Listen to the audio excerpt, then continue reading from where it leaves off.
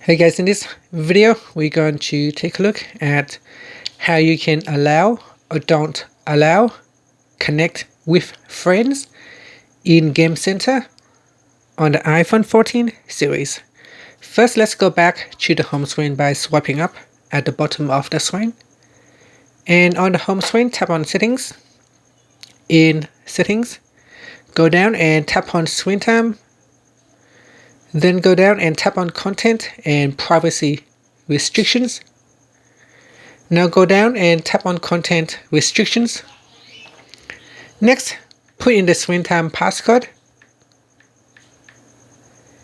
And then in here we go down to the Game Center section. Now tap on connect with friends. And in here choose allow or don't allow. And that's it. Finally, you can swipe up to go back to the home screen.